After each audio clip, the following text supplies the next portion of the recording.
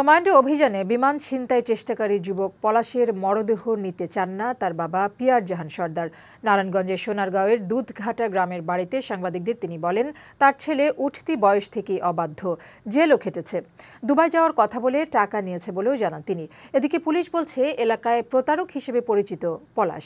নারায়ণগঞ্জ প্রতিনিধি রফিকুল ইসলামকে সাথে নিয়ে শাহনাজ ইয়াসমিনের প্রতিবেদন। পলাশ আহমেদ এই যুবকই রোববার চট্টগ্রামে বিমান ছিনতাই চেষ্টাকালে কমান্ডো অভিযানে নিহত হয়।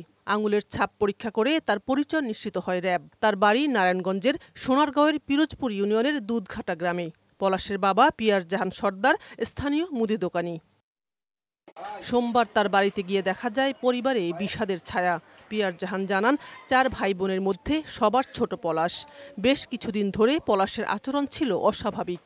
ছবিটা যাইছে যে ছেলে কি আপনার আচ্ছা দেখছে কইছে জি স্যার আমার বাপ হইয়া আমার এই এর আমার দরকার নেই, আমার কি দরকার নেই, এই লাসানো দরকার নেই আমার। পলাশ নারায়ণগঞ্জের তাহেরপুর আলিম মাদ্রাসা থেকে 2012 সালে দাখিল পাশ করে। এরপর সোনারগাঁও ডিগ্রি কলেজে ভর্তি হলেও লেখাপড়া শেষ না করেই ঢাকায় চলে যায়। পলাশের পরিবার এবং এলাকার মানুষের সাথে কথা বলে জানা যায়, ঢাকায় যাওয়ার পর সে চলচ্চিত্রে কাজ করার চেষ্টা করে। 2 বছর আগে নারী কেলেঙ্কারির মামলায় জেলও খেটেছে এই পলাশ।